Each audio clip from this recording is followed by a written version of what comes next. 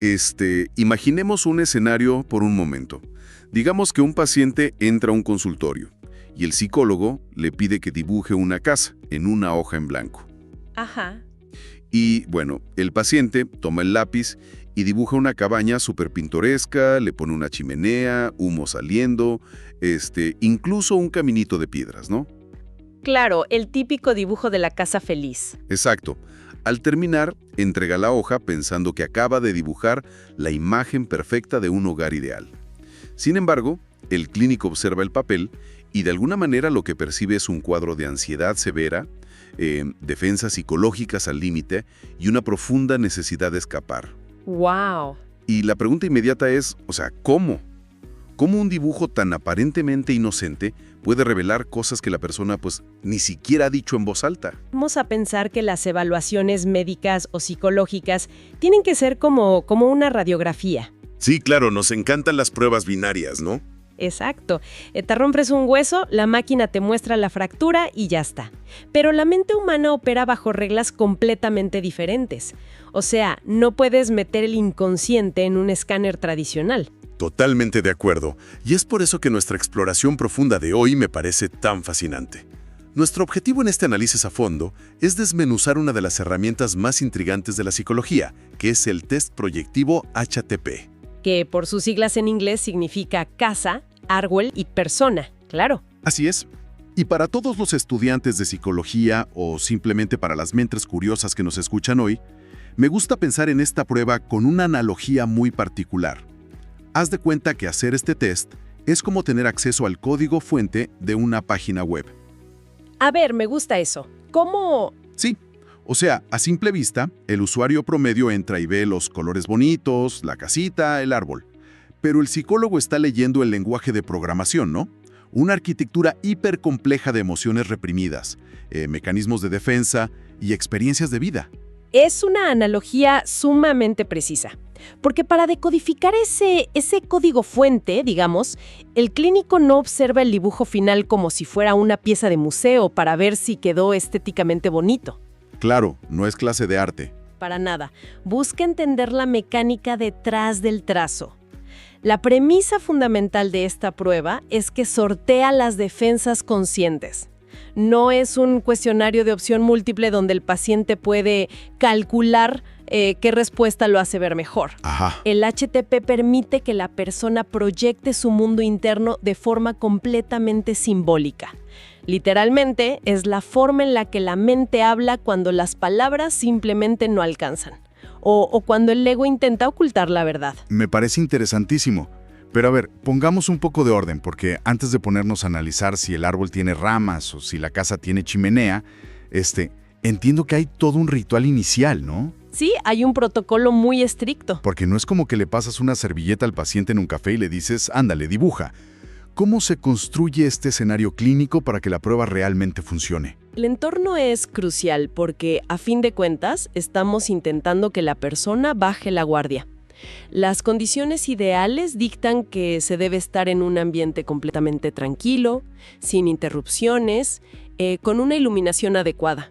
Ok, lo básico de un consultorio. Exacto, pero aquí vienen los detalles.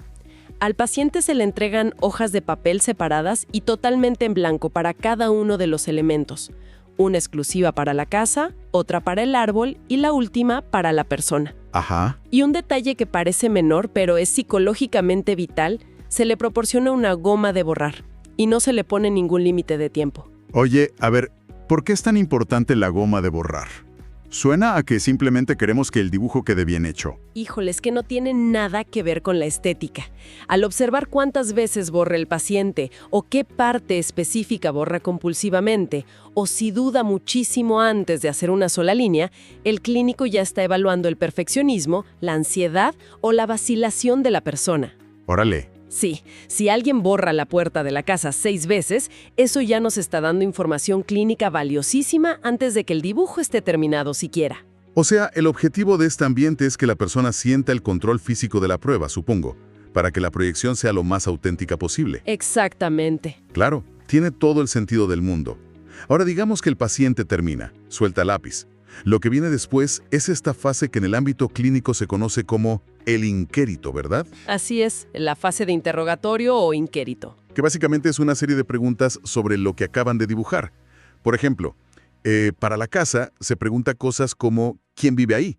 ¿O es una casa feliz? Sí, o qué le falta a esa casa. Exacto. Para el árbol, ¿está vivo o muerto?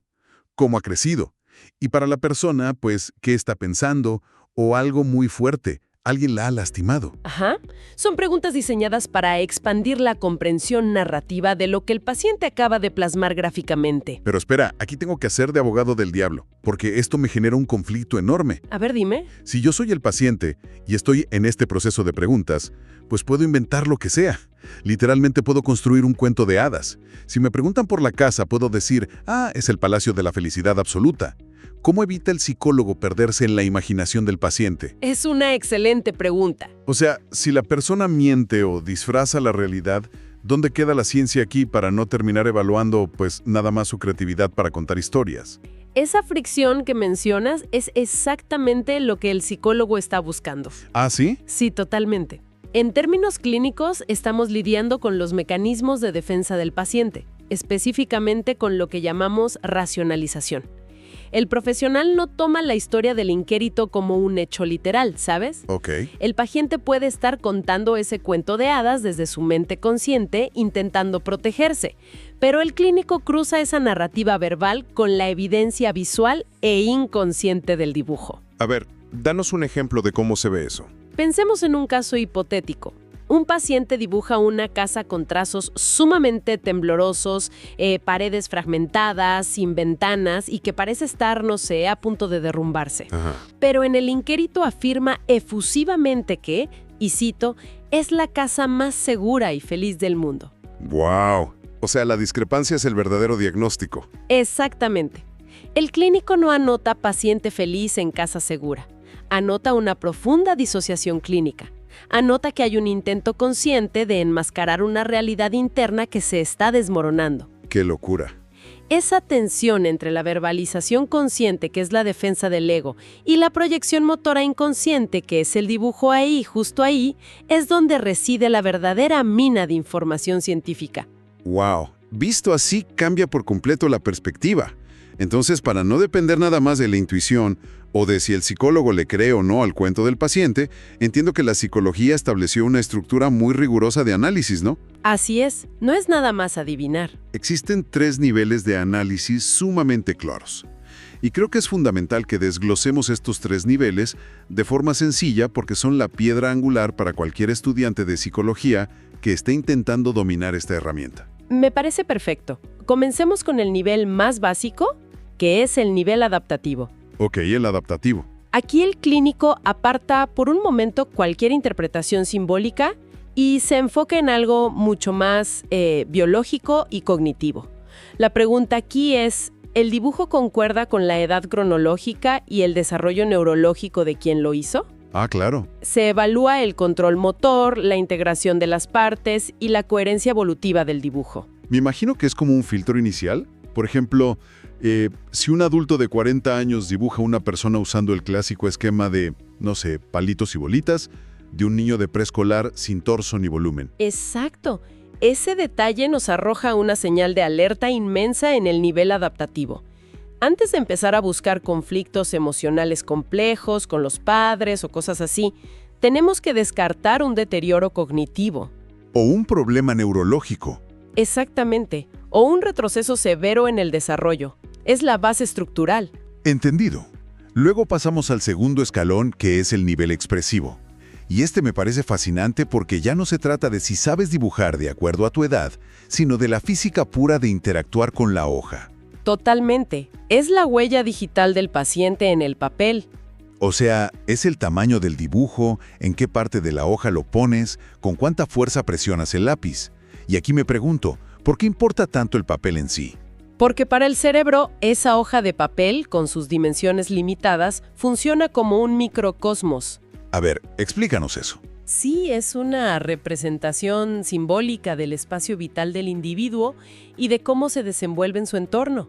La forma en la que una persona organiza sus trazos en ese rectángulo de papel nos revela su grado de expresión emocional, su energía y cómo interactúa físicamente con el mundo que le rodea. ¡Wow! Y bueno, el último piso de este edificio entonces es el nivel proyectivo. Así es, el tercero. Aquí es donde el dibujo se convierte puramente en una representación simbólica. O sea, los conflictos, los miedos, la visión de la realidad. Ajá. Para visualizar esto, sin enredarnos tanto, pensemos en cómo analizaríamos una carta escrita a mano. A ver, me gusta por dónde vas. Si analizamos esa carta, el nivel adaptativo sería, pues, verificar si la letra es legible, si la persona sabe escribir y respetar los márgenes básicos, ¿no? Claro, lo motor y lo básico. Luego, el nivel expresivo sería notar si la pluma fue presionada con tanta furia contra el papel que casi lo perfora o si la tinta apenas si tocó la hoja. Ajá. La física. Y finalmente, el nivel proyectivo sería ya sentarte a leer el poema o la declaración que la persona acaba de escribir para entender su significado profundo. Es una analogía impecable para comprender la progresión del análisis. Y fíjate que el error clásico que cometen los principiantes o los clínicos inexpertos es saltar directamente al poema. Ah, se van directo a los símbolos. Sí, quieren ir de inmediato al nivel proyectivo, ignorando por completo la estructura adaptativa y la física expresiva. El verdadero rigor clínico, la lectura profunda, solo se da cuando cruzamos estos tres niveles. Claro. Es como cuando la rabia con la que se presionó la pluma en el papel, que sería el nivel expresivo, cambia por completo el significado de las palabras tiernas que dice el poema en el nivel proyectivo. Me quiero detener justamente en ese nivel expresivo, en la física pura del trazo, porque creo que es donde ocurren las mayores revelaciones inconscientes. Danos ejemplos claros. ¿Qué es lo que está gritando el tamaño o la presión del lápiz? Perfecto, vamos a los ejemplos. Si decías que la hoja es el mundo, me imagino que el tamaño del dibujo equivale a cuánto espacio creemos que merecemos ocupar en la vida real. Esa es la interpretación clínica exacta. El tamaño representa simbólicamente cómo el individuo percibe su propio valor frente a su entorno. ¿Ok? Si vemos dibujos diminutos, arrinconados en una esquina de la hoja, hay una fuerte asociación con el retraimiento, sentimientos de inferioridad o una ansiedad paralizante. ¡Qué fuerte! Es como si el inconsciente estuviera pidiendo disculpas por existir y por ocupar espacio. ¡Wow! Por el contrario, los dibujos inusualmente inmensos que desbordan los márgenes de la hoja reflejan una necesidad de expansión. Y esto muchas veces está ligado a una búsqueda casi desesperada de reconocimiento o a una falta de límites. Y luego está el acto físico de presionar el lápiz, ¿no? Todos hemos visto a alguien que escribe o dibuja y parece que le está tallando una cicatriz a la mesa, mientras que otros trazan líneas que parecen fantasmas en el papel. Sí, la presión es el equivalente directo a la tensión física y a la energía psíquica del momento. Ok. Una presión fuerte, de esas que, como dices, dejan un surco profundo que puedes sentir con los dedos en el reverso de la hoja, nos habla de una carga enorme de tensión acumulada. Me imagino. A menudo indica agresividad reprimida o una energía vital excesiva que no está encontrando una salida constructiva. ¿Y la presión débil? En cambio, una presión débil, con líneas vacilantes o tenues, refleja fragilidad emocional, vacilación crónica y una profunda inseguridad. La persona siente que no tiene la fuerza ni literal ni figurativamente para dejar una marca en el mundo. Pero, a ver, aquí surge una duda muy lógica sobre las contradicciones humanas. ¿Qué pasa si el paciente mezcla las señales? ¿Cómo así?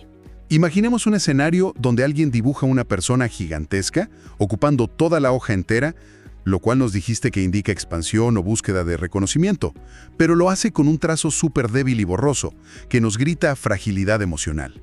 ¿Cómo se interpreta ese choque frontal? Híjole, ese choque frontal es lo que en clínica llamamos un mecanismo de compensación biológica y psicológica.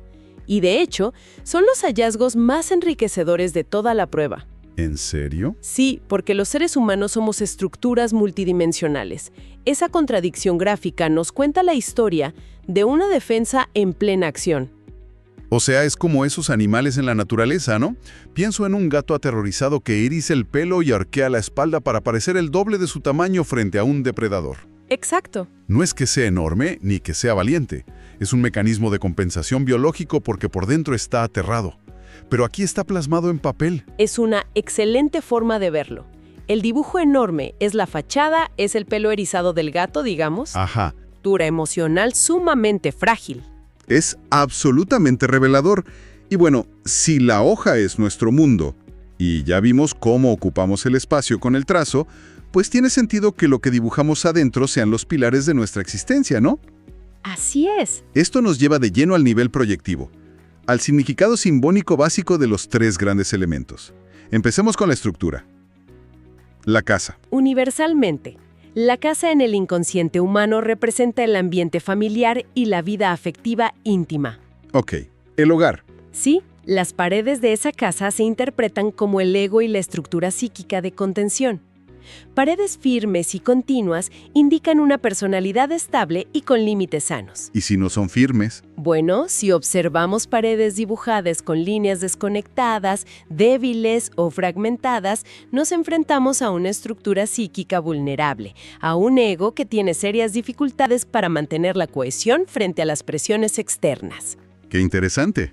Por su parte, el techo siempre ha estado asociado con la imaginación, con el resguardo de nuestras ideas y todo el mundo de la fantasía. Me quedo pensando en la casa como metáfora de la mente, porque si las paredes son mi ego o mi coraza, ¿qué pasa con las puertas y ventanas?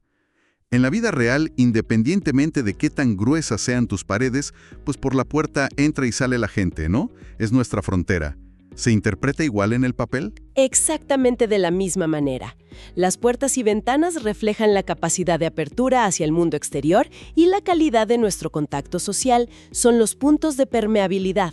Claro. Un paciente que dibuja una casa enorme, pero sin una sola puerta ni ventana, o peor, con ventanas reforzadas con barrotes, nos está enviando un mensaje ensordecedor de aislamiento.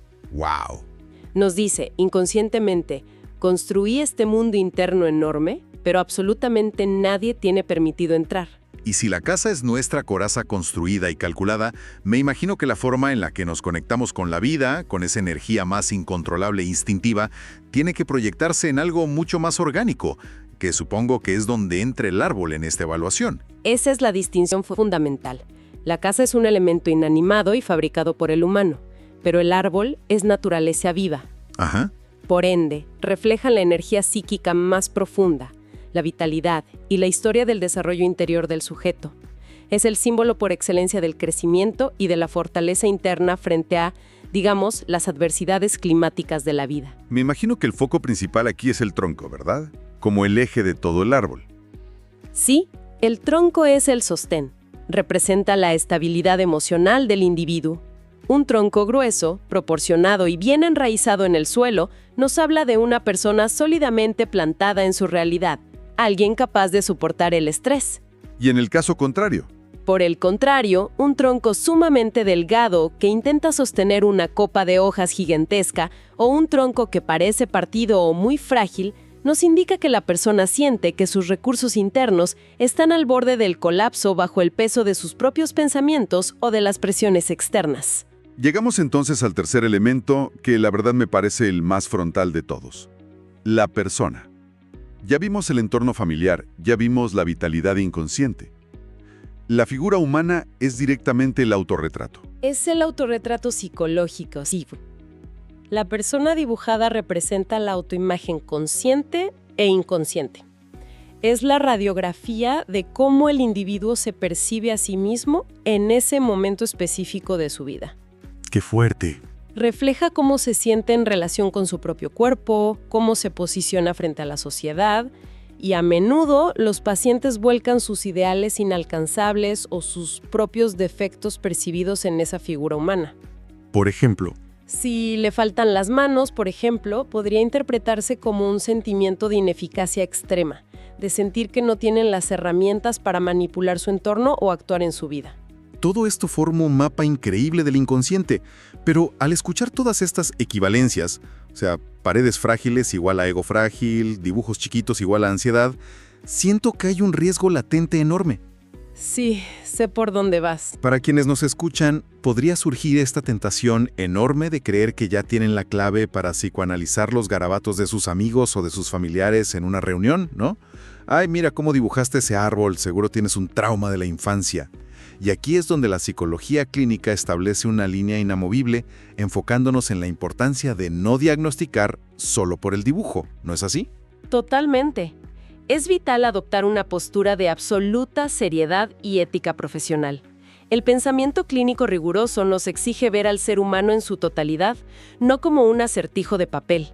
Exacto, no es una bola de cristal mágica. De ninguna manera. Es una herramienta poderosa, sí, pero su valor reside en ser parte de una batería de pruebas mucho más amplia. Los hallazgos de un dibujo son hipótesis clínicas, son indicios. Son pistas, digamos. Exacto. Estas pistas tienen que triangularse y cruzarse forzosamente con la historia de vida del paciente, con una entrevista profunda y con el contexto sociocultural del individuo. Diagnosticar ansiedad severa solo porque alguien sombreó un poco de más el techo de una casa, sin entender su contexto completo, no solo es un error metodológico, es una negligencia profesional grave. Es un punto fundamental que no podemos dejar de subrayar en este análisis a fondo. El objetivo de entender estos mecanismos técnicos no es ir etiquetando a la gente por la calle basándonos en cómo presionan el lápiz en una libreta. Para nada. El verdadero propósito es utilizar este conocimiento para construir un puente de empatía.